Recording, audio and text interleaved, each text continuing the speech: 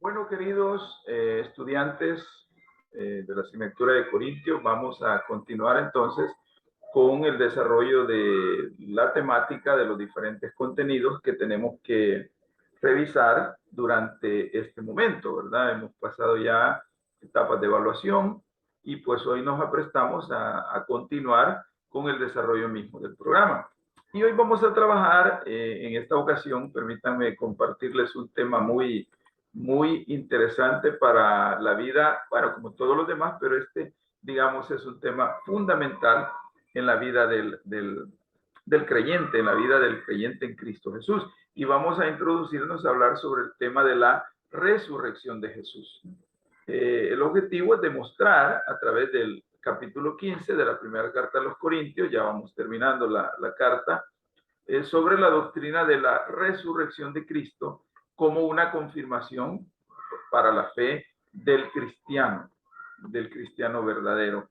Y vamos a hablar después de la resurrección de Jesús y nuestra resurrección, ¿verdad? Y para eso, pues los invito a que vayamos al capítulo 15 de la primera. Vamos a la primera carta de los Corintios, capítulo 15, ¿verdad? Y ahí usted puede ver, pues, el subtítulo que le han definido los traductores, ¿verdad? Porque todos conocemos que son los traductores de ese momento, pues, del texto bíblico que fueron señalándolos con subtítulos, en capítulos, pero nosotros veamos el capítulo 15. Y Primera Corintios 15 es un capítulo, pues, de los claves, ¿verdad? En el desarrollo de la fe en Cristo Jesús. El capítulo es un poco difícil porque eh, muchas personas, a muchas personas les resulta difícil asimilarlo, ¿verdad? Uno por el rechazo mismo al Evangelio, otros por su misma digamos, rechazo a la deidad, ¿verdad? Algunos consideran que todos sabemos somos producto de la casualidad, del azar, de una situación que se dio ahí en un momento de la existencia.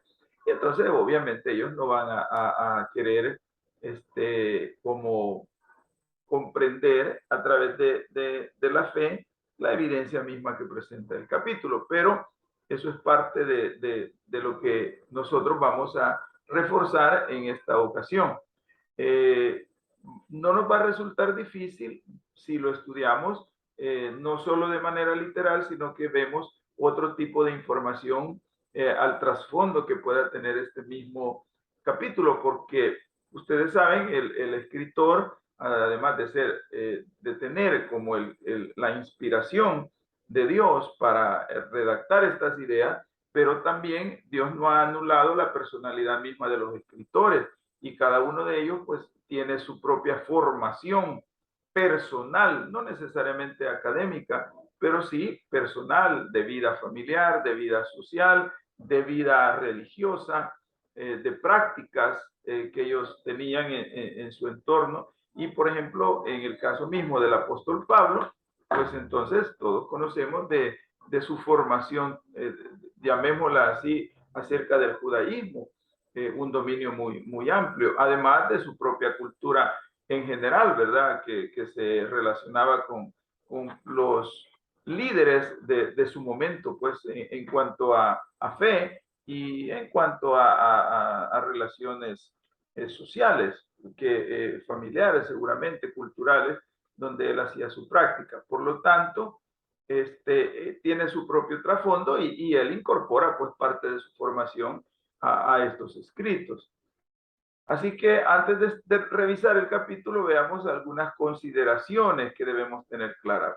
Uno, que es importante recordar que los corintios, eh, como creyentes, no negaban la resurrección de Jesucristo. La habían asimilado a raíz del anuncio del Evangelio mismo, del planteamiento de la fe cristiana que ellos habían escuchado.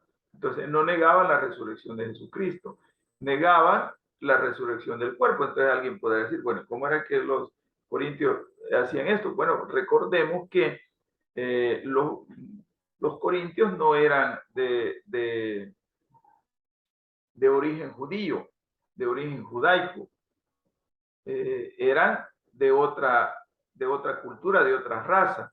La iglesia de Corinto, sí, seguramente estaba conformada por judíos, por griegos y por otras nacionalidades, pero como iglesia. Pero los corintios en sí, ¿verdad? Su concepto era que por fe asimilaban la resurrección de Jesucristo, pero por cultura, pues no asimilaban la resurrección del cuerpo. Y era en lo que Pablo insistía, ¿verdad? Que si se negaba la resurrección del cuerpo, obviamente se negaba la resurrección de Jesucristo.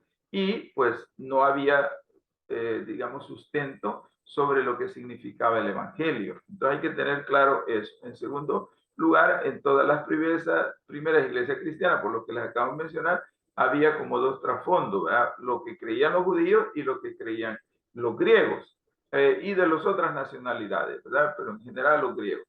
Primero, ¿qué creían los judíos? Acuérdense que habían grupos dentro de los judíos, los fariseos, los saduceos, eran grupos fuertes que eran corrientes del judaísmo. Obviamente ellos tenían su propia, básicamente ¿cómo decir? La diferenciación entre ellos, la separación entre ellos, era más que todo por cuestiones de predominio social, de predominio económico, aunque tenían como por ejemplo sus propias diferencias que podemos decir de principios teológicos, ¿verdad? Que ellos podían tener en su momento. Por ejemplo, recordemos en este caso, ¿qué pasó con Pablo? ¿Qué pasó con Pablo cuando estaba cuando Pablo es apresado? Y lo dice el libro de Hechos en el capítulo 22 y 23, cuando Pablo va ante el concilio. Entonces, dice el versículo 6 del 23, entonces Pablo, notando que una parte del concilio era de saduceos y otra de fariseos, alzó la voz en el concilio. Y él les dice, varones hermanos, yo soy fariseo. Entonces, ya Pablo se declara fariseo. Entonces, pero miren la estrategia. Y dice él, acerca de la esperanza y de la resurrección de los muertos se me juzga. Entonces, cuando dijo esto, cuando Pablo afirma, yo soy fariseo, porque él se percata, obviamente, no solo se percata en el momento, o sea, él sabía, por ser parte de su formación, él sabía que estaban los saduceos y los fariseos, pero entonces él se declara, dice, yo soy fariseo, creo en la resurrección, dice el versículo 8, porque los saduceos dicen que no hay resurrección. Entonces, eso es lo que aparece aquí, ¿verdad? Los saduceos negaban de manera explícita, tácita, que no había vida después de la muerte. Sin embargo, había una línea del pensamiento judío que negaba tanto la inmortalidad del alma, ¿verdad? Como negaba la resurrección del cuerpo. Y aquí aparece el relato que acabamos de leer, ¿verdad? Pero había otra línea de la cual era Pablo, que dice que él hablaba de la resurrección de los muertos. Entonces, Pablo tiene ese planteamiento. En el Antiguo Testamento, sin embargo, estamos hablando del trasfondo judío, hay muy poco que respalde la esperanza en lo que se llama la vida después de la muerte. De manera general, en el Antiguo Testamento, todas las personas sin distinción van al Seol cuando mueren. Ahora, ¿qué es el Seol? A veces se traduce como infierno, pero de una manera errónea, ¿verdad? El Seol era una tierra sombría en la que los muertos vivían una existencia sombría. Es más, el mismo David en uno de los salmos relata que dice él que no hay memoria en el Seol de Dios, ¿verdad? Entonces es una existencia, una zona donde no hay fuerza, no hay luz, están separados de Dios y están separados de la humanidad, pero no el Seol, no es el infierno. Ese es el pensamiento de que estaba ya en el trasfondo de la iglesia de Corinto, ¿verdad? Donde habían judíos y habían griegos. El Antiguo Testamento está lleno de un macabro pesimismo en relación con lo que puede haber después de la muerte. Veamos algunos versículos que podemos encontrar. Por ejemplo, en el libro de los Salmos, capítulo 6, vamos a encontrar una expresión 6, 5, dice el escritor. Porque en la muerte no hay memoria de ti. En el Seol, ¿quién te alabará? De eso dice el 6:9. Veamos Salmo 30, versículo 9. Salmo 39. ¿Qué provecho hay en mi muerte cuando descienda a la sepultura? Te alabará el polvo, anunciará tu verdad. Entonces, ese es el pensamiento del Antiguo Testamento. Mire qué dice Isaías 38, 18.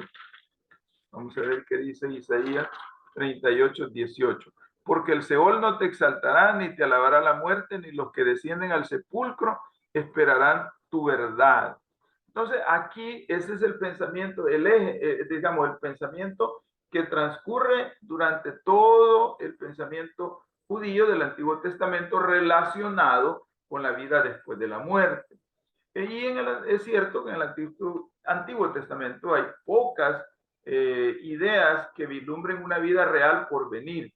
Hubo momentos en los que una persona sintió que si Dios era de veras Dios, tendría que haber algo que le diera la vuelta a los conflictos de este mundo. Miren qué dice Job 19. Aquí Job 19, del 25 al 27, dice: yo sé que mi Redentor vive y al fin se levantará sobre el polvo, y después de deshecha esta mi piel, en mi carne de ver a Dios. Mira, aquí es de los raros versículos que hablan de una vida después de la muerte, en una resurrección del cuerpo y en una resurrección del alma, al cual veré por mí mismo y mis ojos lo verán y no otro, aunque mi corazón desfallece dentro de mí. Era la circunstancia de ese momento.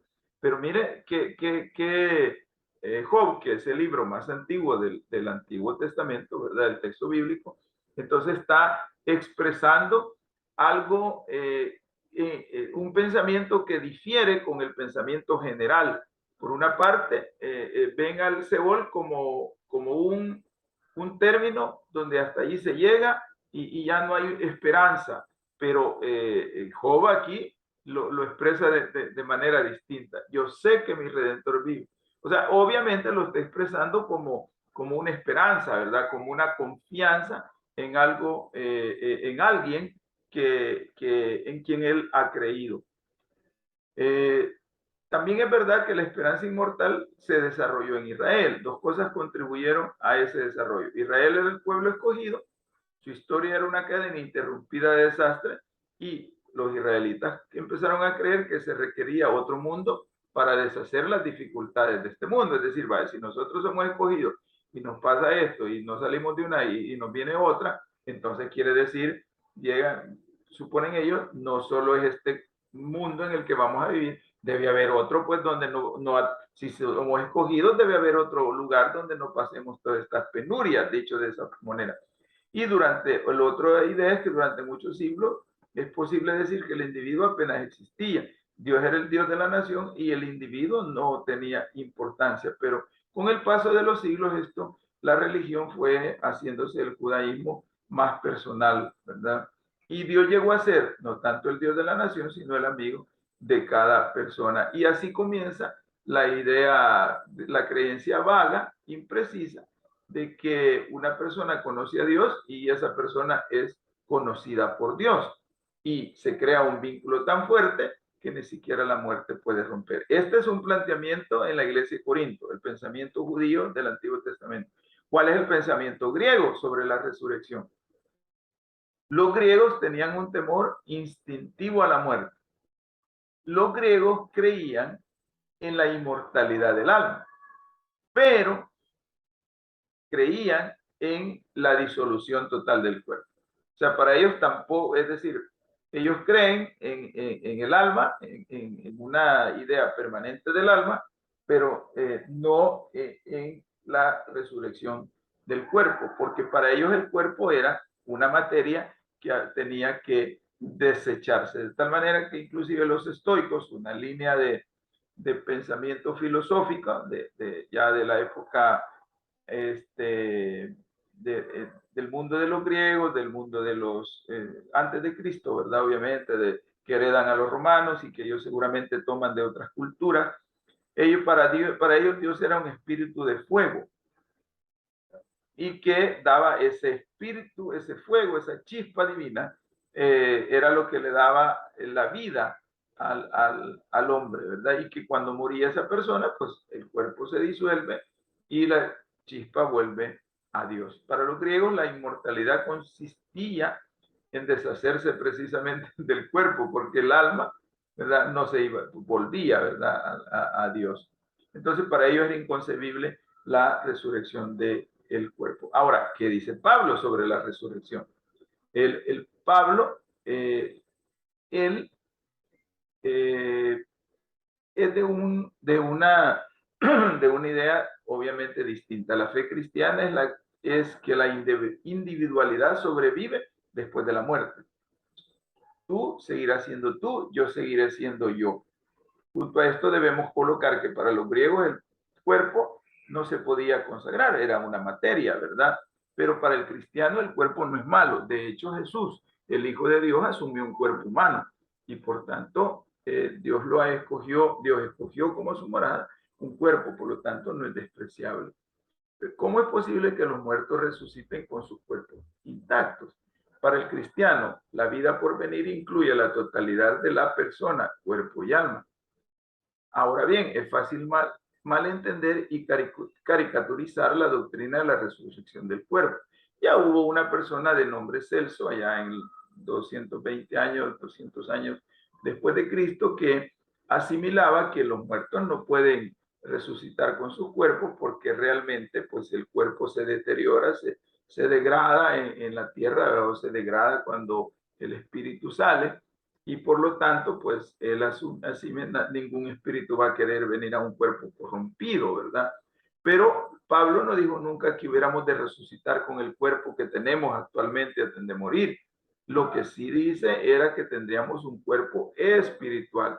Lo que quería decir realmente era que la personalidad de cada hombre y mujer sobreviviría en ese cuerpo espiritual que vamos a asumir. Esto es bien clave, hermanos, que usted lo lea, lo relea, y lo compare con el texto bíblico allá el capítulo 15 de Corintios, y seguramente se nutra de otra información, porque en realidad cuando se habla de que el cuerpo vamos a resucitar, pero obviamente con un cuerpo transformado. El mismo Pablo lo dice en otra de sus cartas, ¿verdad? Él advierte que vamos a ser arrebatados, dice la primera carta a los tesalonicenses, y seremos nosotros es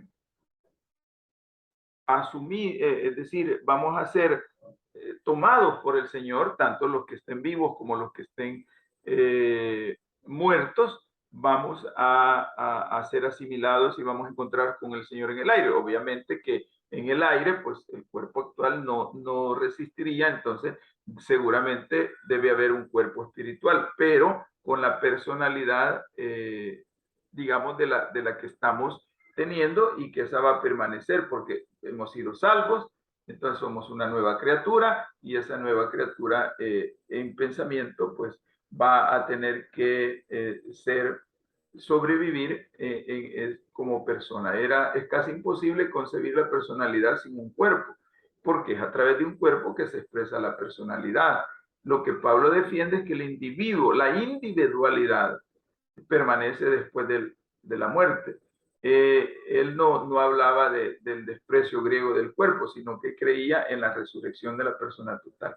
Él seguirá siendo el mismo, sobreviviría como persona, Todo lo del cuerpo y del alma que sea necesario para constituir una persona humana sobrevivirá, pero al mismo tiempo todas las cosas serán nuevas y el cuerpo y el espíritu serán distintos de las cosas terrenales porque ambos serán divinos. Ese es el resumen del pensamiento de Pablo. Ahora ya yendo al Señor resucitado, Pablo hace una recapitulación del Evangelio que él fue el primero en llevarle a los corintios. No era una noticia, obviamente, que de él, ¿verdad? Sino que el Señor resucitado se la había comunicado. En los versículos 1 y 2, si vamos ya a Corintios, ¿verdad? En el versículo 1 y 2, pues está hablando, además os declaro, hermanos, el evangelio que os he predicado, en el cual también recibisteis, en el cual también perseveráis. Por lo cual, asimismo, si retenéis la palabra que os he predicado, sois salvos. Si no, creísteis en vano, ¿verdad? Entonces, era algo, el evangelio era algo, la buena noticia que los corintios habían recibido. Él no se había inventado el evangelio, ¿verdad? Luego dice, porque primeramente os he enseñado lo que asimismo recibí, que Cristo murió por nuestros pecados conforme a las escrituras. Va en el orden lógico. Y que fue sepultado. Y aquí introduce lo novedoso. Y que resucitó al tercer día conforme a las escrituras. Resucitó. ¿Y dónde podemos encontrar esa escritura que se relaciona con la resurrección de Cristo? En el Salmo 16, versículos 8 y 10. Salmos 16, versículos 8 y 10. Veamos qué dice. Salmo 16, 8 y 10. Dice, tú me has llenado de arrugas, testigo es mi flacura, que se levanta contra mí para testificar en mi rostro. Perdón, estoy leyendo Job, perdón. Estamos hablando de Salmo, disculpen. Salmo 16, 8 al 10. A Jehová he puesto siempre delante de mí, porque está a mi diestra, no seré conmovido.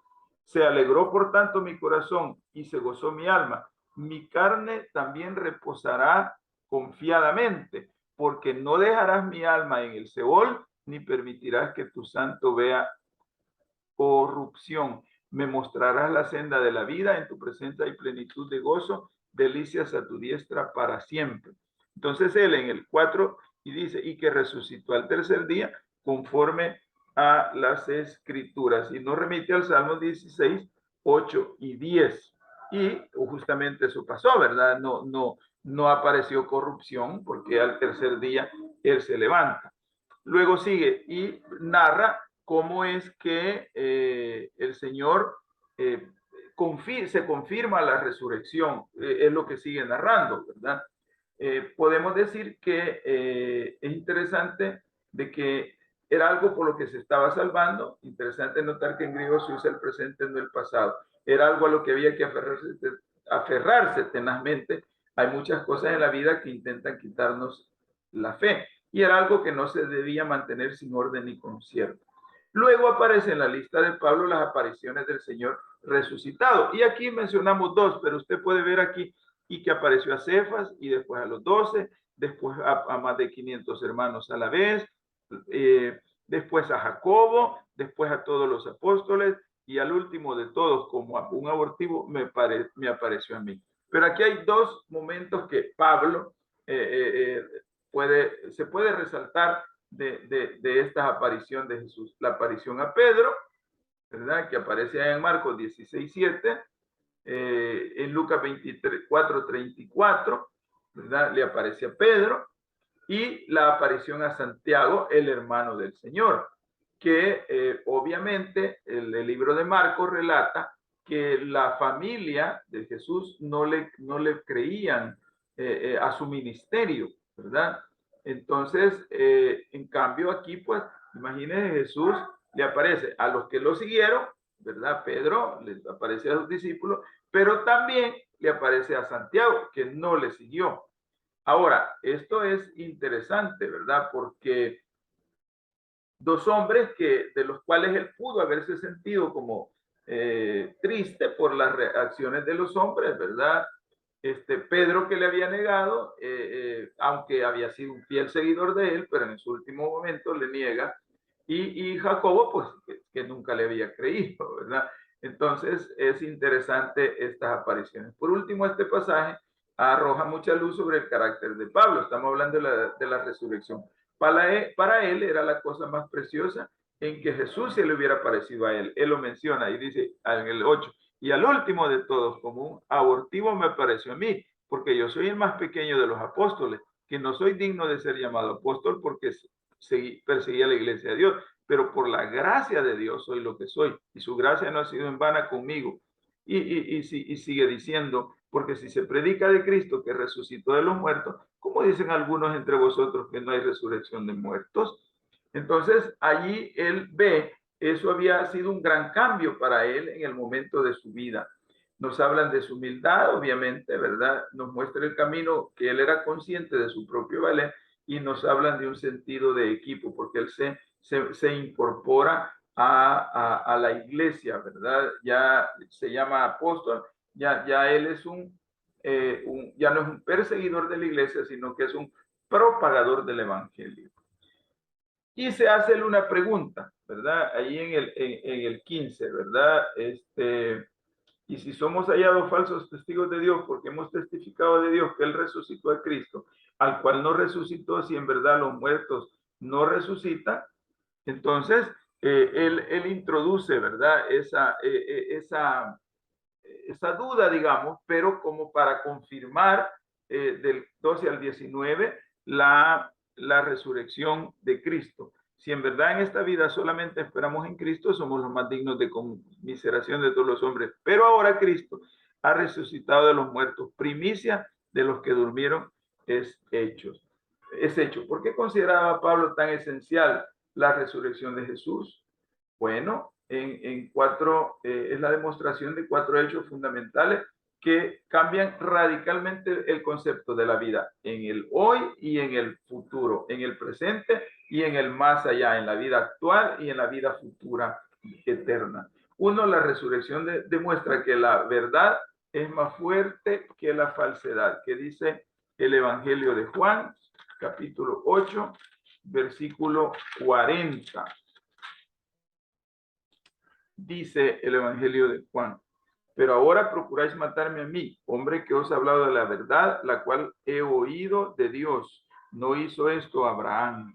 Entonces, ellos lo estaban acusando a Jesús de no ser hijo de Dios, pero el Señor confirma, ¿verdad? Que Él les dice la verdad. La resurrección demuestra que el bien es más fuerte que el mal. 8:44, vosotros sois de vuestro padre el diablo y los deseos de vuestro padre queréis hacer. Él ha sido homicida desde el principio, no hay verdad en él. Cuando habla mentira, habla de él porque es un padre de mentira. La resurrección demuestra que el amor obviamente es más fuerte que el odio y que la vida es más fuerte que la muerte. Pablo insistía en que si la resurrección de Jesús no fuera un hecho, el evangelio estaría basado en una mentira, y pues todos los que habían creído se habían perdido para siempre. Sin la resurrección, ¿verdad? Entonces no hay salvación. Y eso es lo que Pablo quiere demostrarle, no solo en este caso a los corintios, ¿verdad? No solo a la iglesia de Corinto, sino que a todos, ¿verdad? Quiere demostrarles lo valioso que significa la resurrección de Jesús. Y sigue durante todo el capítulo, pues, hablándonos de la gracia que Dios nos da a través de la resurrección misma, a través del sacrificio, a través de su cultura y finalmente a través de su resurrección.